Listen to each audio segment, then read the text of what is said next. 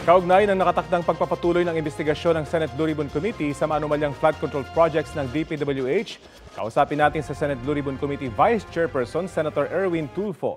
Magandang tanghali at welcome sa Balitang Hali. Ay, maraming salamat, Sir Rafi, for inviting me in your news program. Thank you po. Opo, sa Lunes, Senator, dapat ay nakadalo na yung mga individual na ipinasabpina ng komite. Paano naman yung ilang kongresista na dawit yung pangalan na ang ilan nga ay nasa labas na raw ng bansa? Yan ang pag-uusapan ho namin nila Chairman Dante Marcoleta Monday morning before the hearing kung ano ang gagawin. Kasi wala pa naman pong pinapadala na sa PINA at hindi naman po talaga, sa totoo lang, Sir Rafi, hindi naman talaga pinapadalahan ang mga mambabatas kasi po may tinatawag tayo na parliamentary courtesy, di po ba? Hindi pwede imbestigahan ng Senado ang Kongreso, Kongreso hindi rin pwede imbestigahan ng Senador. Kaya nga ho, yung mga babae natin, hindi po natin masisi kung nagdududa sa investigasyon na ito na parang baka drama lamang ho ang lahat ng ito. Kaya kung ako ang tatanungin, sang-ayon po ako and I'm really very eager and waiting na mabuo na po yung ginawa ni Pangulo na Philippine Independent Commission na mag-iimbestiga po sa lahat ng ito. Ayun na nga, ilang kasama nyo rin po na senador nadadawit din yung pangalan. Posible bang matanong din sila sa investigasyon para on record po yung kanilang sagot? I believe po ang Philippine Independent Commission, meron po sila subpoena powers na pwede lang isubpoena. That's what I heard, Congressman, Senador, ipapatawag po lahat ng Philippine Independent Commission dahil yung commission po niyan is only answerable to the President po. Hindi po sa Senado, hindi rin po sa Kongreso. So, wala po mga tinatawag na courtesy po na yan. Pero dun po sa pagdinig ninyo, kung willing yung Senador o yung Kongresista na magsalita dyan sa inyong committee, welcome po ba? Opo, tatanungin po natin, maging po yung mga kongresista po sa kabila, kung willing silang pumunta rito. Pero syempre, ayaw ko naman po pangunahan ang aming pong chairman, si Chairman Dante Marcoleta. Siya po ang may desisyon po lahat at nasa kanya po ang approval, yung invitation po kung sinong iimbitahan. We can only suggest, Sir Rafi, but that's a good point po. I will suggest na kung pwedeng imbitahan po natin as resource person lang naman, yung mga kongresista at saka yung mga senador po. Opo, hinimok po ng DOJ yung mga isinasangkot sa flood control projects na aminin na ang lahat ng nalalaman. Maaari rin daw silang ipasok sa Witness Protection Program. May ganito yung posisyon din po ang inyong komite? Wala pong ganito posisyon, pero ang posisyon ko po na naisabi ko na po yan last week pa, dapat sampahan na po talaga ng DOJ yung mga kontratista, yung mga public works officials.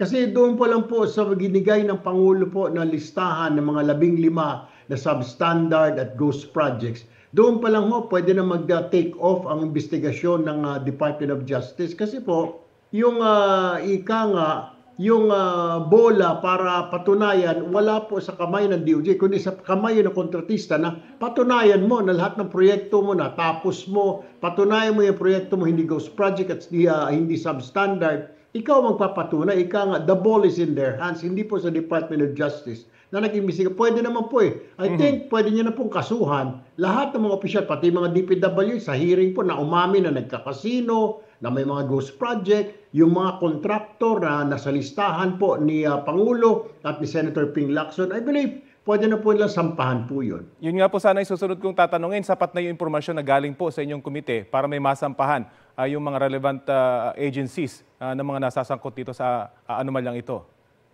Opo, meron po kaming mga nakuha na pwede po namin kung hingin po ng DOJ, pero syempre papaalam po muna tayo at decision po yan ng ating chairman, si Senator Dante Marcoleta, kung ano ho ang plano niya. Pero kung yung sa akin lang naman po, opinion ko ho yun, I believe pwede na mag-imbestiga ang ombudsman, yung mga official na sabit. Hindi lang po doon sa mga DPWH, pati po yung mga sinasabing ng mga kongresista at mga senador, pwede na pong umpisahan, imbestigahan po yan ng ombudsman. Tapos yung mga kontraktor, then DOJ po mag-imbestiga. Opo, sapat na po ba yung Immigration Lookout Bulletin na inilabas ng DOJ sa mga personalidad na sangkot dito sa manumalyang flood control projects? Hindi po sir lookout lang po Pag dumaan sa'yo, wala pa naman pong kaso, yun ang problema. Tatanungin ka lang, sasabihin ng immigration, saan kayo papupunta, Mrs. Diskaya? Pag sabihin niya, pupunta ako ng Hong Kong, ano pong gagawin mo ron? Ay magpapa-check up lang ho ako, pero babalik na ho ako next week. Ala ho magagawa. Ang importante po yung whole departure order, HD. Dahil pag may HDO po, talagang hindi ka papalabasin ng Bureau of Immigration at baka i-hold ka pa nila sa kanilang tanggapan na kailangan mag-clear ka muna sa DOJ. Pero pag lookout bulletin, ala po Sir Rafi, tatanungin ka lang saan po kayo pupunta, kailan kayo babalik. Kasi po, hindi mo naman pwedeng i-hold yung tao dahil wala pa naman po kaso. Yun nga po, at HDO may lalabas lang pagka nagkaroon na po ng kaso. Personally, ano pong pakiramdam nyo dito sa isyong ito? Palalim ng palalim yung investigasyon, padami ng padami yung nasasangkot. Naapektuhan na po ba yung trabaho ninyo? Sa totoo lang, Sir Rafi, at the end of the day, paggabi po, nagmo-monitor po ako sa social media, yung galit ng tao nandoon ho eh. Galit ang mga tao, hindi lang po sa contractor, hindi lang sa public works officials, pati po sa mga mambabatas dahil kami nga po ay sinasabing we have the power of the purse. Ang Kongreso, ang Senado, dumadaan po sa amin. Pagkatapos, syempre, may mga istorya, may mga kwento na galing kay ganito, ay yung pondo, galing kay congressman. Si congressman nag-allocate ng pondo na ganito.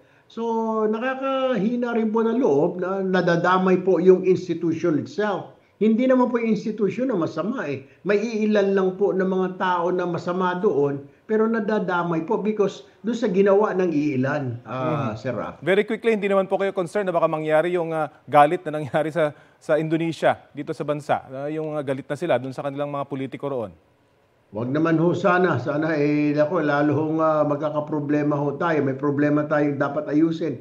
Pag pumasok pa ho yan. Kaya kailangan siguro talaga ng gobyerno. It is a challenge for the government now, Sir Rafi, na wag lang puro kwento na walang kwenta, ika nga. Dapat may mangyari. Yun pong inaantay ng taong bayan. May makulong, may managot, at hindi lang po kontraktor, kung sinong tamaan, tamaan. At yan din po ang ating aabangan. Maraming salamat po sa oras na binahagi nyo sa Balitang Hali. Maraming salamat po, Sir Rafi. Good afternoon Yan po si Senator Erwin Tulfo.